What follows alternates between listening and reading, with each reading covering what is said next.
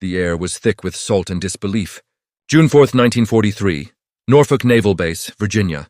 The first group of captured German soldiers, men of the proud Africa Corps, stepped off the transport ship SS John Ericsson. 14 days at sea, 14 days of silence and uncertainty, ended with a sight none of them could have imagined. Unteroffizier Hermann Butcher gripped the gangway rail as his boots touched American soil. He expected barbed wire, curses, rifles pointed at his chest. Instead, he saw dock workers, white and black, unloading ships together, joking, smoking, moving with effortless rhythm. He saw women driving cranes, children selling newspapers, a brass band playing swing music across the street. No guards shouted. No civilians spat. The chaos of war had somehow led them into a place that looked normal. One prisoner whispered to another, "Die Amerikaner sind verrückt." The Americans are insane. But deep inside, he felt something worse than confusion, doubt. For 3 years, Nazi propaganda had painted America as weak, divided, decaying under capitalism and racial pollution. But standing there, seeing cranes that reached the sky and cargo that moved like clockwork, he realized he was looking at something Germany could no longer match. An economy running at full throttle while fighting on 2 oceans. Each prisoner was searched, catalogued, and politely handed a paper cup of coffee. An officer read the Geneva Convention rules in perfect German. They were told their rights, their pay rate, and even asked about dietary restrictions. Some laughed, thinking it was a trick. It wasn't. Medical staff moved among them, checking temperatures, changing bandages, treating wounds with real penicillin, a drug most German doctors had never even touched. Then one medic, a young black American sergeant, treated a German officer with a gunshot wound to the shoulder. The officer froze. In Nazi Germany, that man wasn't even considered human. Yet here he was his nurse. That moment, small and quiet, broke more ideology than any bullet could. Then came the meal. The Germans expected slop, maybe bread and water. Instead, they walked into a mess hall filled with the smell of beef stew and coffee. American sailors sat at one end, Germans at the other, same tables, same food. A baseball game crackled on the radio. The Americans barely looked up. For them, these enemy soldiers were just another task in a busy day. For the Germans, it was a fracture in everything they'd been taught. How could an enemy feed you better than your own army? The next shock came on the train west. No dark boxcars, no secrecy. Passenger coaches with cushioned seats and open windows rolled across the country. Civilians waved as the trains passed. At Union Station in Washington, families kissed husbands goodbye on the same platform where German POWs waited under light guard. The guards looked bored. The enemy, who had bombed Allied convoys, watched mothers hug children and realized no one was afraid. Through the windows, America unfolded like a moving painting. Factories ran day and night, their names proudly displayed in giant letters. Martin Aircraft, Bethlehem Steel, Ford Motors. No camouflage, no fear of spies. Rows of cars filled parking lots. Private cars for ordinary workers. In Germany, only the elite owned automobiles. Here, even factorymen had them. At one stop in Pennsylvania, a worker tossed half an apple into the trash and pulled a new one from his lunchbox. The German prisoners stared as if he'd thrown away gold. Back home, soldiers fought rats for crusts of bread. Here, waste was casual, and abundance endless. When the train reached Texas, the heat hit them like an oven.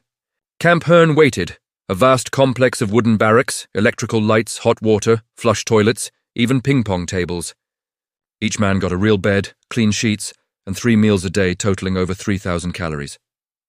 The irony wasn't lost. Prisoners were living better than many civilians back home. The commandant, Lieutenant Colonel Cecil Stiles, greeted them in German. His voice calm, his tone academic.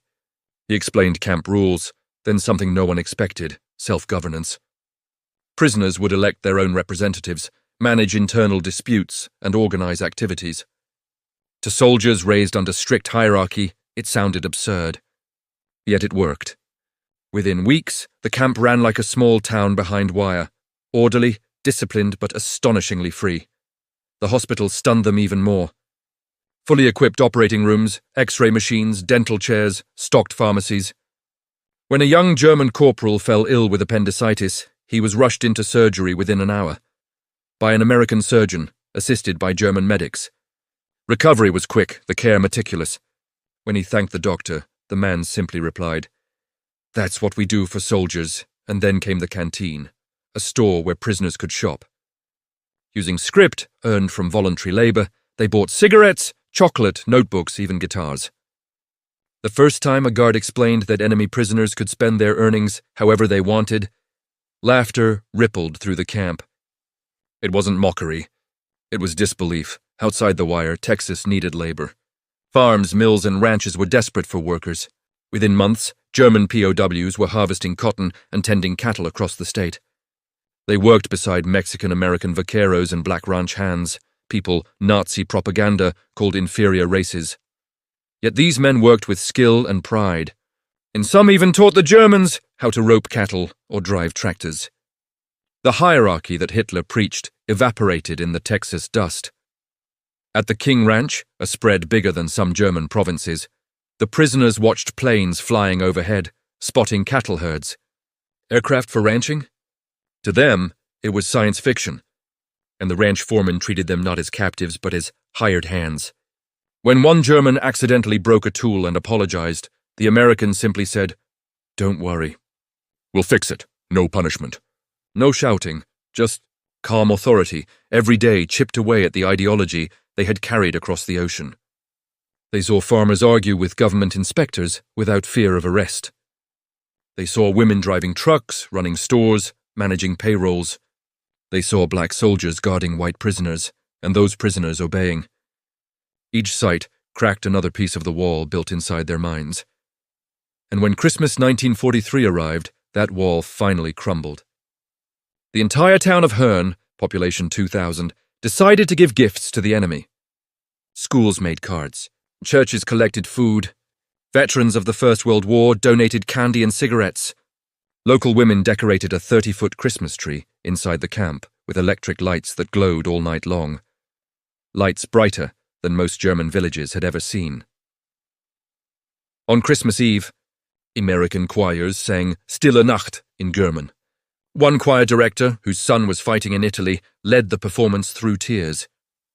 Prisoners stood silently, some hiding their faces, realizing they were being shown mercy they had never imagined possible. Hermann Butcher later wrote, "Their kindness was not weakness, it was victory, and in that moment the true defeat began, not of armies, but of beliefs." The days at Camp Herne turned into months, and for many of the German prisoners, what they saw beyond the fences began to haunt them more than the war itself. They had grown up believing that democracy was chaos, that it would collapse when tested. Yet outside those fences, the chaos seemed to work better than anything they'd ever known. America didn't just fight wars, it built while fighting them. Every morning, the prisoners were loaded onto trucks and sent to nearby farms and factories. The labor was hard, but the treatment, again, was incomprehensible. At the cotton mills in Taylor and Caldwell counties, they saw machines that could process more cotton in a single day than a German factory could handle in a month. The efficiency was staggering. But what truly shocked them was the attitude of the workers. Americans worked with a strange kind of pride, not from fear, not from orders shouted by officers, but because they wanted to. One prisoner wrote home, "Here, the man who owns the company eats at the same table as the worker." They argue like friends. At first, the letters were censored, but even the censors could tell. These weren't escape plans or secrets, they were confessions of disbelief.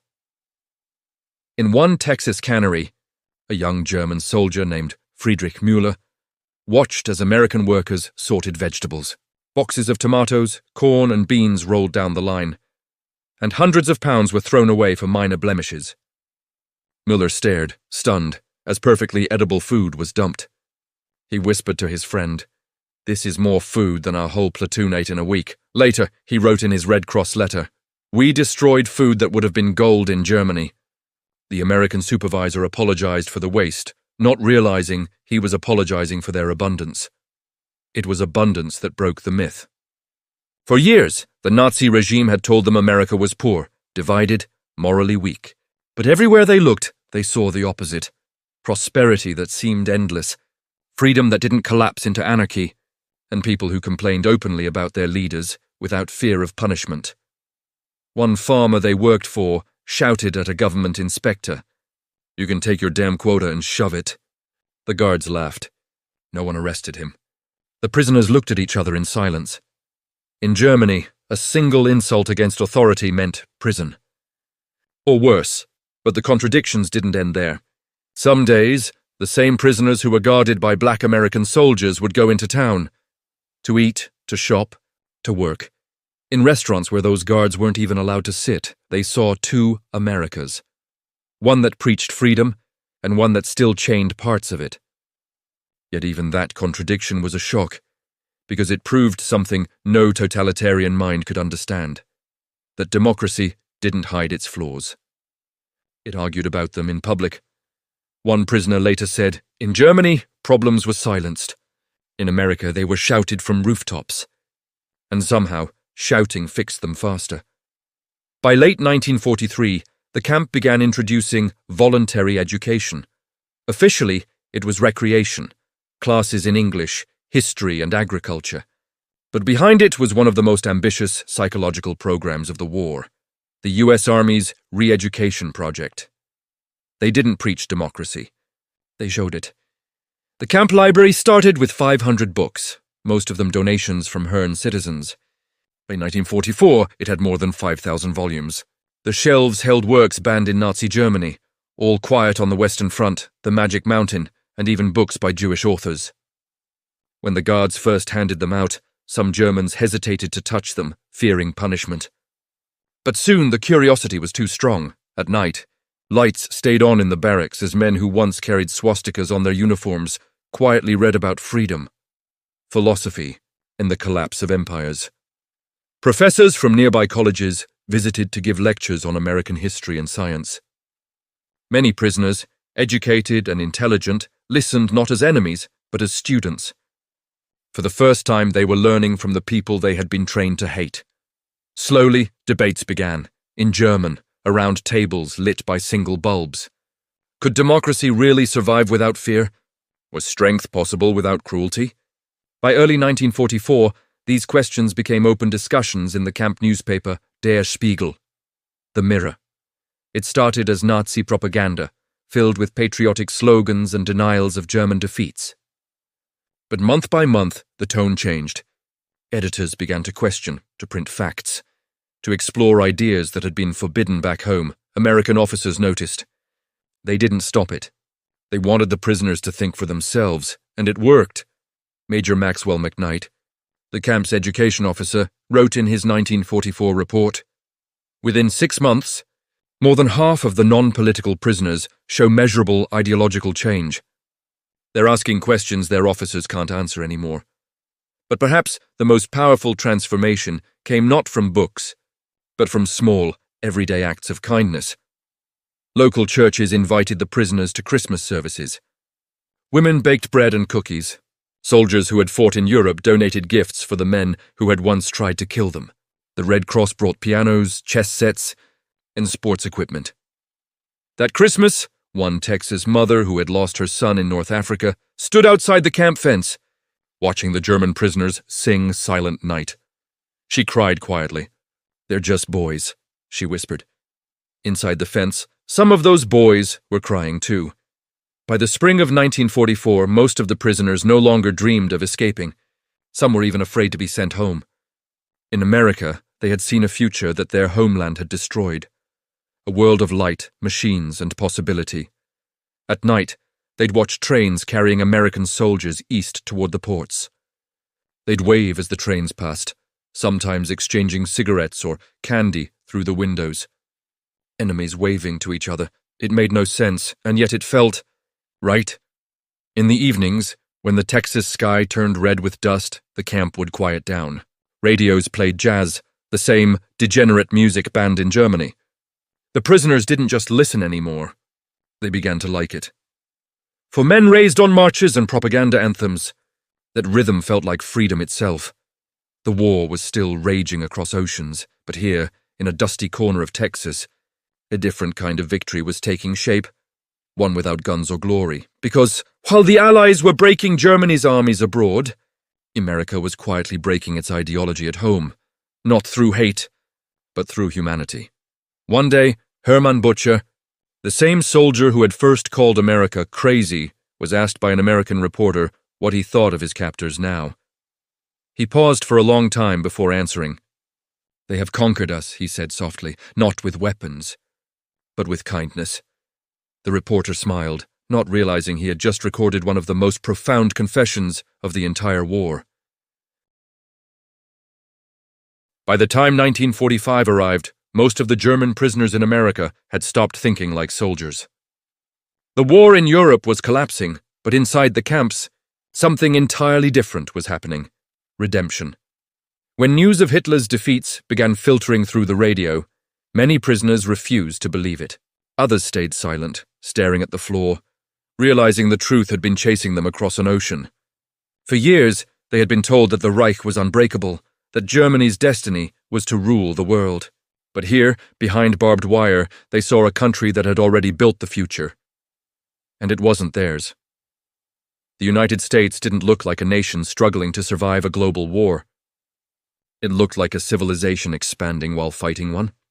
Every day, new roads were paved, new factories opened, and new machines arrived. The prisoners couldn't understand it. "How," one of them wrote later, "can a country so free, so undisciplined, be so powerful?"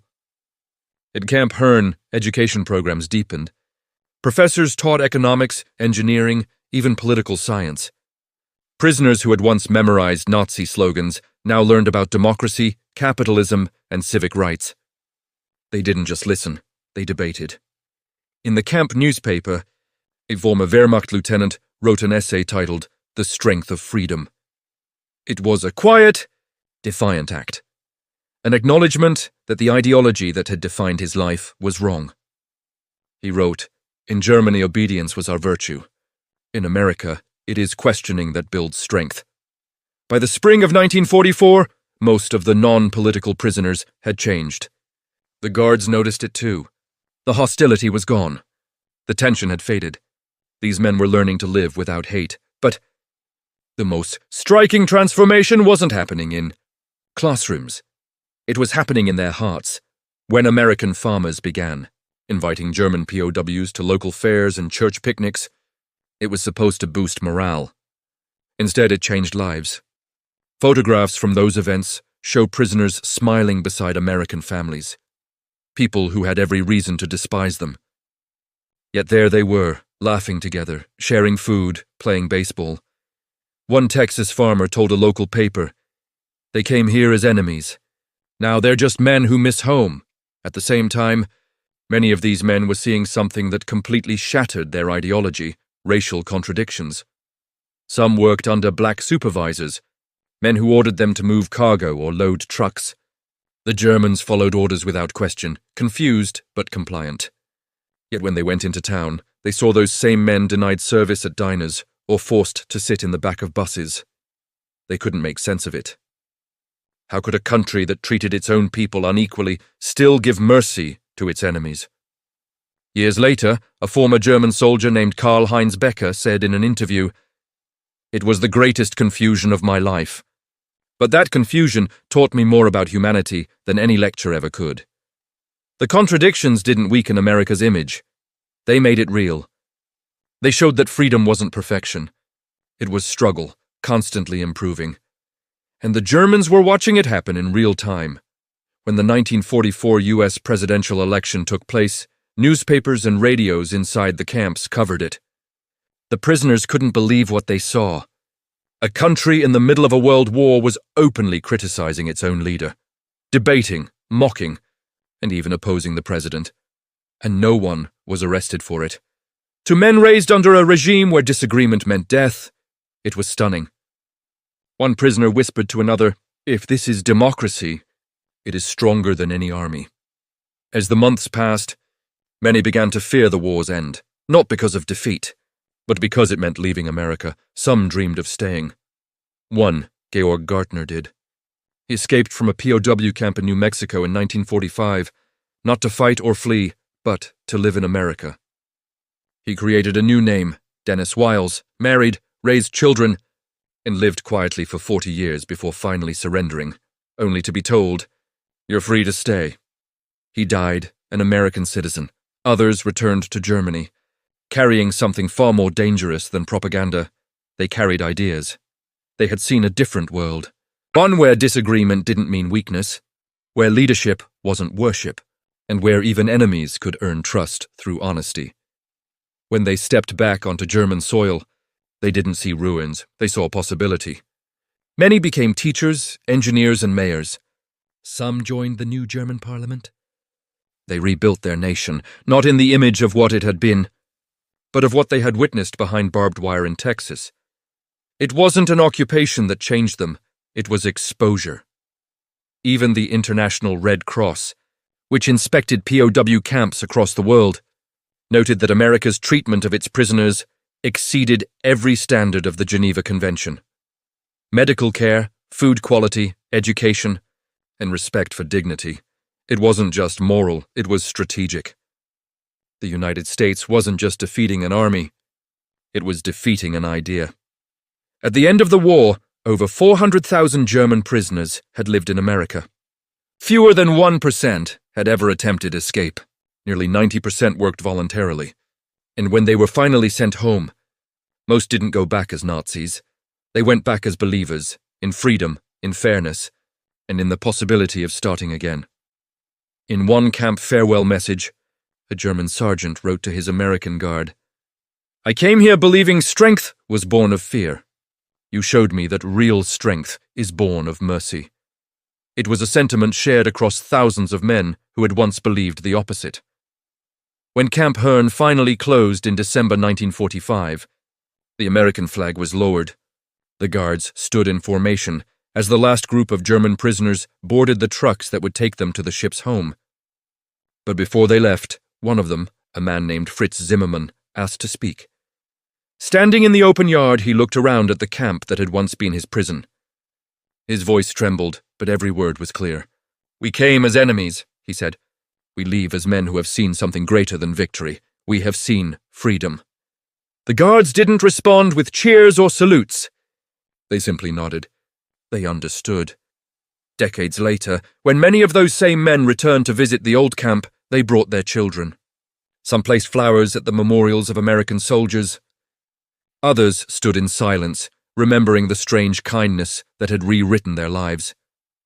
Historians would later call it one of the most successful ideological transformations in modern history.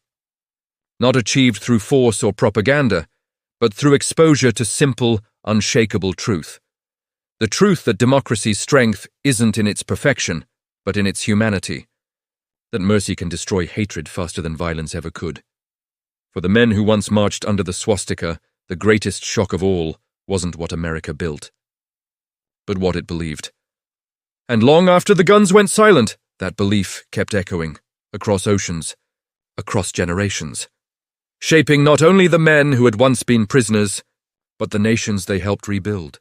Because in the end, the Germans who came to America expecting to find enemies found something far more dangerous to tyranny. They found freedom itself.